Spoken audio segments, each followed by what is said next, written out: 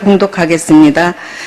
그 중에 한 율법사가 예수를 시험하여 묻되 선생님, 율법 중에서 어느 계명이 크니까? 예수께서 이르시되 내 마음을 다하고 목숨을 다하고 뜻을 다하여 주 너희 하나님을 사랑하라 하셨으니 이것이 크고 첫째 되는 계명이요 둘째도 그와 같으니 내 이웃을 내 자신과 같이 사랑하라 하셨으니 이 두 계명이 온 율법과 선지자의 강령이니라. 아멘.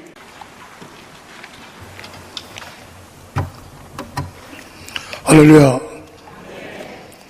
방금 소개받은 전범수 목사입니다.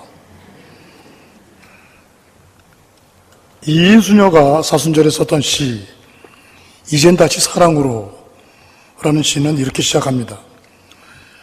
아직은 빈손을 쳐들고 있는 3월의 나무들을 보면 누가 시키지 않아도 경건한 기도를 바치며 내가 나를 타이르고 싶습니다. 죄도 없이 십자나무에 못 박힌 그리스도의 모습을 기억하며 가슴 한켠에 슬픔의 가시가 박히는 계절, 너무 죄가 많아 부끄러운 나를 매운 바람 속에 맡기고 모든 것을 향해 화해와 용서를 청하고 싶은 은총의 사순절입니다. 참 쉽고 은혜가 넘치는 시입니다. 예전에 이런 시 한 편 정도는 쉽게 암송을 했는데 이제는 잘 안 됩니다. 기억이 잘 안 납니다. 여러분은 어떠십니까? 시원찮은데 어떠십니까? 기억 잘 하십니까? 설교 듣고 방금 들어도 금방 잊어버리잖아요. 그죠? 그래서 여러분의 기억력을 테스트해 보겠습니다. 부활절 날은 왜 해마다 다를까요? 1년 전에 제가 말씀드렸습니다. 작년에 부활절 계산한 날을 방법을 말씀드렸는데 혹시 기억하시는지 모르겠습니다. 두 가지만 기억하라고 제가 말씀드렸는데 춘분이 지나고 그 다음 뭐죠? 보름달. 춘분이 지나고 첫 번째 보름달이 뜬 그 주에 오는 주일이 부활절입니다. 그래서 금년에는 춘분이 3월 20일이었고 그리고 그 이후에 첫 번째 보름달이 뜨는 게 4월 11일입니다. 그리고 그 주간이 4월 16일. 그래서 부활절이 되는 거죠. 그래서 금년의 부활절은 4월 16일입니다. 그리고 부활절 전에 40일 동안을 사순절이라고 합니다. 주일은 작은 부활절이라고 해서 사순절 기간에 포함되지 않기 때문에 실제로는 46일 정도가 사순절이 됩니다. 초대교회에서는 부활절에 세례를 받는 성도들이 경건한 생활과 훈련으로 준비하는 그런 기간이었습니다. 그러다가 세월이 흐르면서 모든 성도들이 경건한 생활하면서 주님의 십자가 고난을 기억하고 부활절을 기다리는 절기로 사순절을 지키고 있습니다. 그런데 사순절 기간은 계절적으로 봄입니다. 봄이라는 이름. 왜 이 계절을 봄이라고 했을까요?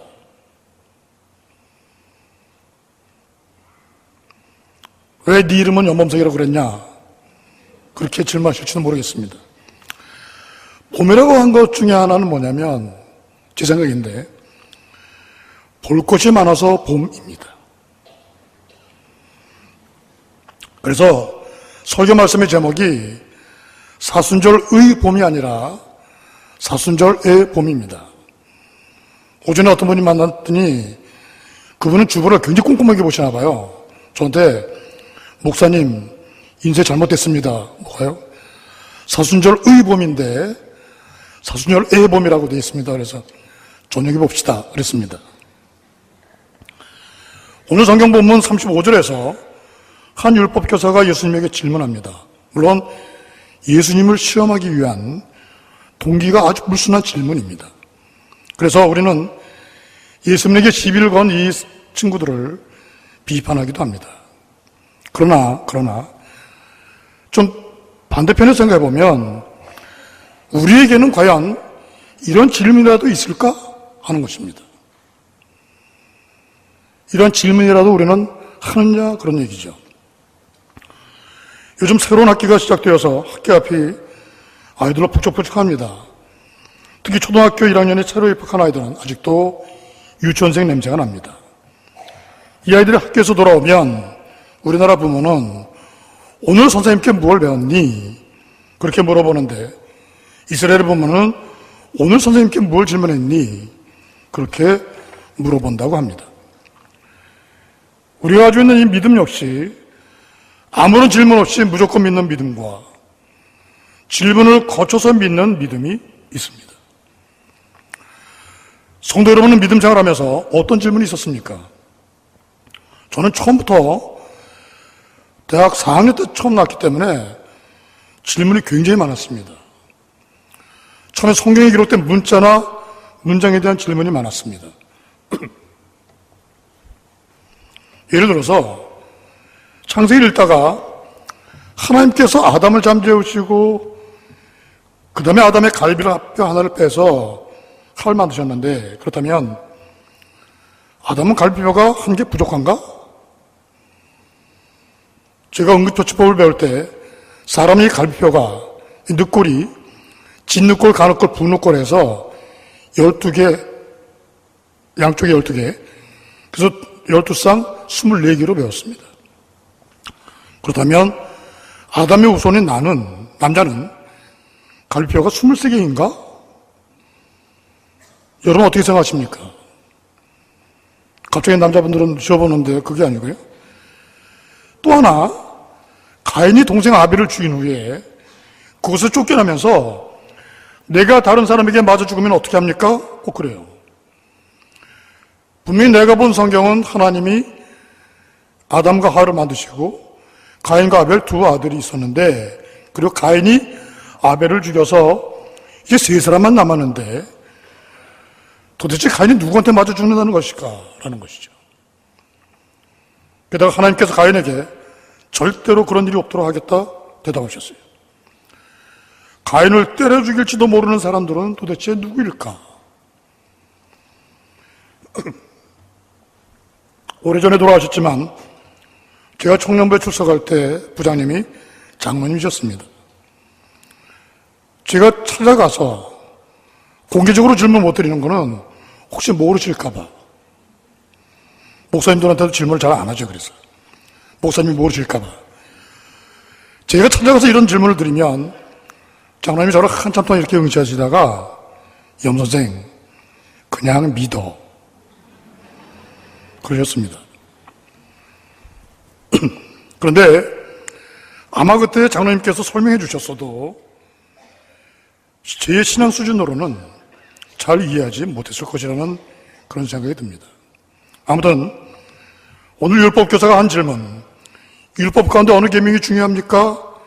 여기에 대해서 예수님은 두 가지를 말씀하셨습니다. 하나는 마음과 목숨과 뜻을 다하여 하나님을 사랑하는 것, 그리고 다른 하나는 이웃을 내 몸과 같이 사랑하라는 것입니다.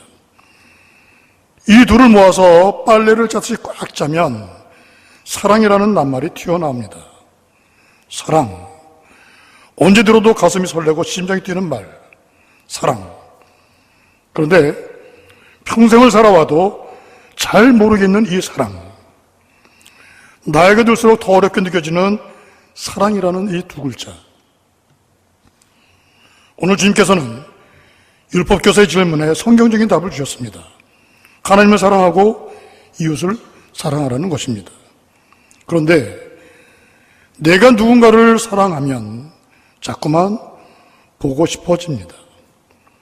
어제도 봤는데 오늘도 또 보고 싶습니다.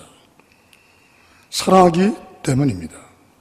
그래서 이렇게 표현해도 틀리지 않을 것 같습니다. 사랑은 보는 것이다. 사랑은 봄이다. 그렇다면 오늘 설교 제목처럼 사순절의 봄은 어떤 봄일까? 몇 가지의 봄을 함께 나누도록 하겠습니다.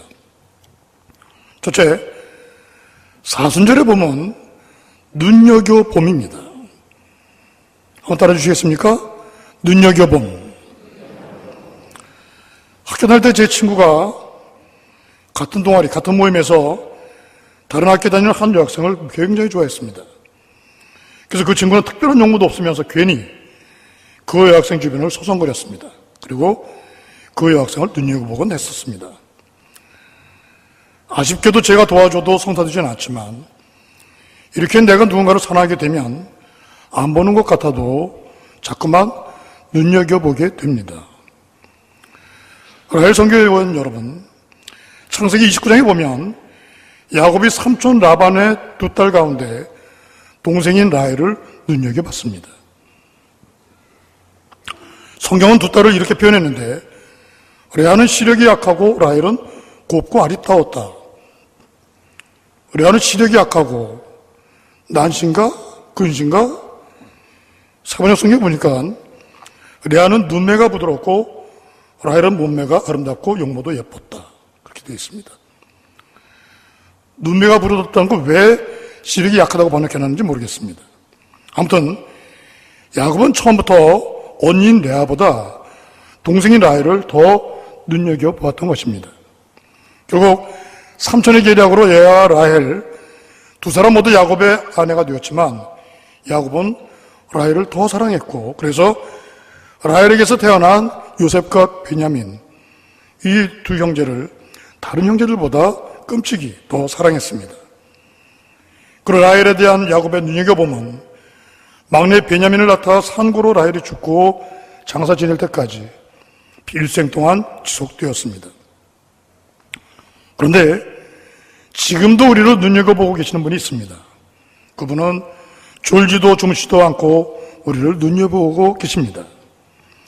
그런 하나님의 눈여겨보심이 하나님의 짝사랑이 되지 않게 해드리려면 내 편에서도 왜 독생자를 희생시키면서까지 나를 사랑하시는지 우리 스스로에게 질문을 던져봐야 하는 것입니다. 그러므로 사순절은 모든 그리스도인들에게 특별한 절기입니다.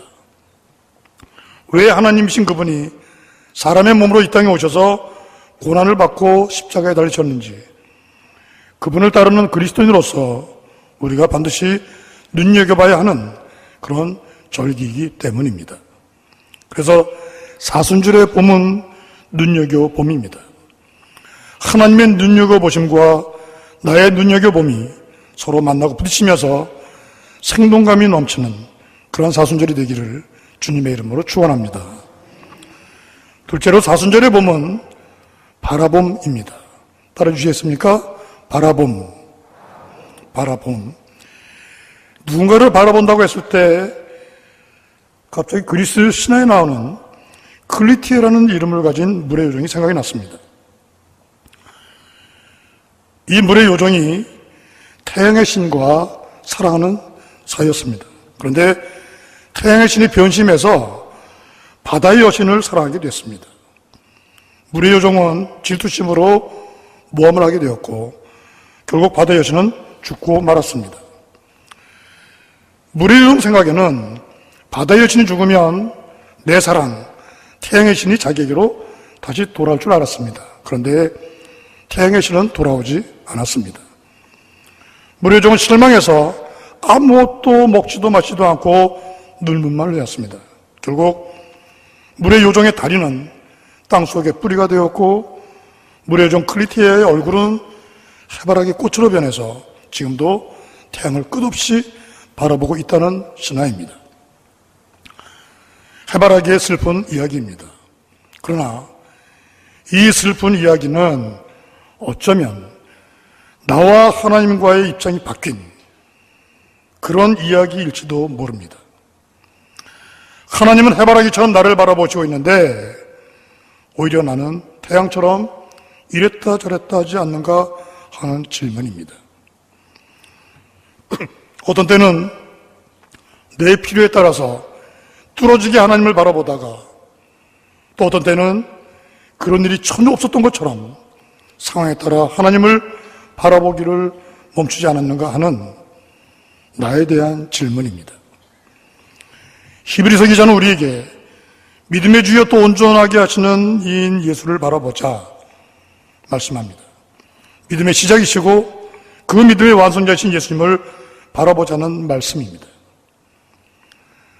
사실 우리가 하나님 편을 걱정할 필요는 없습니다.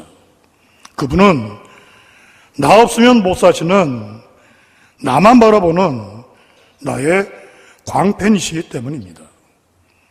문제는 내 편입니다. 내가 얼마나 흔들림 없이 하나님을 바라보며 집중하고 있는가, 이것이 문제입니다. 올 사순절에는 나를 긍휼의 눈으로 바라보시고 아낌없이 사랑하고 계시는 하나님을 이 세상 무엇보다도 집중해서 바라보시기를 축복합니다.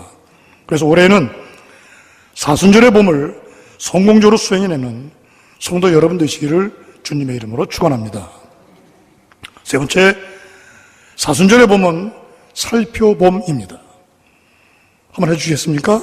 살펴봄. 첫 번째 거 기억나십니까? 눈여겨봄. 두 번째는요? 바라봄. 세 번째가 살펴봄입니다. 우리가 살고 있는 이 세계를 살펴보고 그것을 토대로 이 세계가 앞으로 어떻게 변화할 것인지를 예측하는 미래학이라는 학문이 있습니다.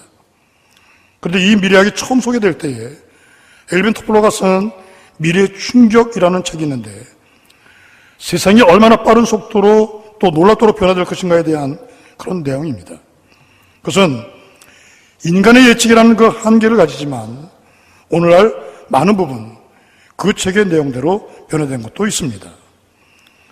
그런데 어느 분야든지 미래를 정확하게 예측하려면 현재 상태를 정확히 살피는 것이 가장 중요합니다. 즉 살펴봄이 정확해야 예측이 맞을 확률이 높기 때문입니다. 그런데 하나님께서는 정확한 근거와 미래를 성경 말씀 속에 담아 주셨습니다. 특히 수많은 인물들과 사건들을 예로 들어 주시면서 우리에게 너희들이 이 사람처럼 살면 이렇게 될 것이고 저 사람처럼 살면 저렇게 될 것이다, 구체적으로 보여주고 계십니다. 그래서 우리는 말씀을 살펴보며 전문가들이 되어야 합니다. 말씀을 잘 살펴야 우리의 미래가 보이기 때문입니다. 특히 우리를 하나님께서 말씀으로 나오셨다고 야고보 기자가 말씀했습니다. 야고보 1장 18절 말씀입니다. 그가 그 피조물 중에 우리로 한 철열매가 되게 하시려고 자기의 뜻을 따라 진리의 말씀으로 우리를 낳으셨느니라. 진리의 말씀으로 우리를 낳으셨다. 그렇기 때문에 시편 기자는 시편 1편에서 말씀을 주야로 묵상하는 사람은 복이 있다고 선포한 것입니다. 바로 이는 하나님께서 말씀으로 나오신 성도 여러분 모두 말씀의 자녀답게 말씀을 주야로 살펴보며 성공해서 영과 육이 강건해주는 사순절이 되기를 주님의 이름으로 축원합니다. 또 하나 살펴보면 필요한 것이 있습니다. 어둡고 그늘진 낮은 자리입니다. 바로 오늘 본문에서 예수님이 답변하신 내 이웃을 내 몸같이 사랑하라는 이 말씀이 가장 잘 적용되는 곳입니다. 복전에 있으면서 사회적 약자들을 만날 때마다 한 가지 생각이 드는 것은 예수님이 가장 첫 번째 사회복지사이시구나 라는 생각입니다. 물론 사회복지사 1급 자격증은 없으셨지만 가장 낮은 자리에 있는 사람들을 진정한 사랑으로 살펴보신 수많은 사건들을 우리는 잘 알고 있기 때문입니다. 마침 우리 교회가 위치한 신곡본동과 신곡본일 통에는 저소득 가정과 다문화 가정이 부천시에서 가장 많이 밀집되어 있는 그런 지역입니다. 우리 교회와 성도 여러분의 살펴봄이 반드시 필요한 지역입니다. 하나에 예만 든다면 가까운 부천 남초등학교만 하더라도 다문화 어린이들이 올해 들어서면서 100명이 넘었습니다. 104명입니다. 전교생의 10% 이상이 됩니다. 아이들이 우리말에 익숙지 않습니다. 우리말을 모르니까 수업을 따라하기가 쉽지 않습니다. 이 아이들을 자칫 방치하면 점점 자라면서 사회적인 문제가 크게 대두가 될 것입니다. 감사하게도 우리 교회와 사회봉사부가 다문화 어린이들의 언어 학습을 지원해줘서 조금씩 나아지는 것이 보이지만 앞으로의 대책이 시급한 문제입니다. 그만큼 우리 주변에는 살펴봄이 필요한 낮은 자리에 있는 이웃이 많이 있다는 사실을 기억하시기 바랍니다. 그래서 사순절 기간 동안만이라도 살펴봄에 관심을 가지시기를 축복합니다. 마르다 선교회 회원 여러분, 신약성경 누가복음 10장 38절 이하에 보면 예수님이 제자들과 함께 베다니라는 마을에 들어가셨습니다. 그런데 마침 마르다라고 하는 여자가 예수님을 자기 집으로 모셔드렸습니다. 그리고 대접하기 위해서 열심히 준비하는 모습을 여러 성경 번역본은 이렇게 표현하고 있습니다. 여러분이 가지고 계신 개역개정에서는 마르다는 준비하는 일이 많아 마음이 분주한지라, 공동번역에서는 시중드는 일에 경황이 없던 마르다, 세번역에서는 마르다는 여러 가지 접대하는 일로 분주하였다, 그렇게 번역해놨습니다.